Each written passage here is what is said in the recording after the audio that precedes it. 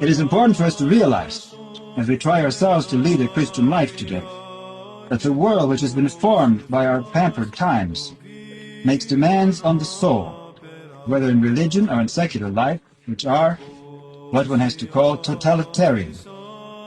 This is easy enough to see in the mind-bending cults that have received so much publicity in recent years, which demand total allegiance to a self-made holy man. But it is just as evident in secular life, where one is confronted not just by an individual temptation here or there, but by a constant state of temptation that attacks one, whether in the background music heard everywhere in markets and businesses, in the public signs and billboards on city streets, and in the home itself, where television often becomes the secret ruler of the household, dictating modern values, opinions, and tastes.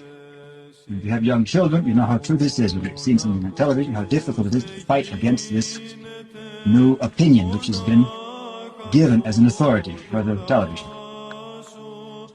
The message of this universal temptation, which occurs in all these various forms, which attacks men today, and quite openly in the secular forms, but usually more hidden when it becomes religious, is something like the following motto: live for the present, enjoy yourself, relax, be comfortable. In fact, these very phrases become part of our everyday talk.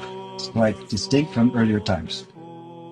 Behind this message is another, more sinister undertone, which is openly expressed only in the officially atheist countries, which are one step ahead of the free world in this respect. In fact, we should realize that what is happening in the world today is very similar, whether it occurs behind the Iron Curtain or in the free world. There are different varieties of it, but a very similar attack is being made to get our soul.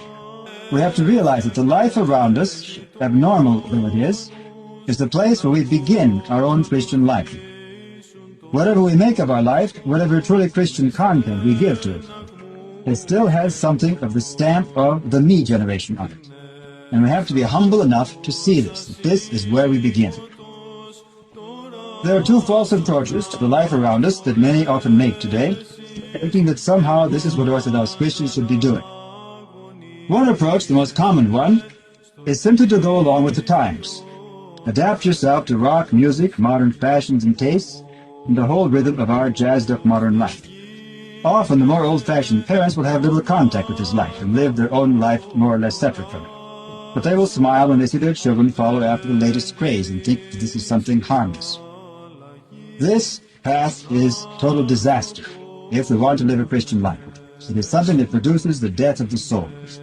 There are some who can still lead an outwardly respectable life without struggling against the spirit of the times, which is manifest in all these popular movements. But inwardly, such people are dead or dying. And the saddest thing of all, their children will pay the price in various psychic and spiritual disorders and sicknesses, which become more and more commonplace.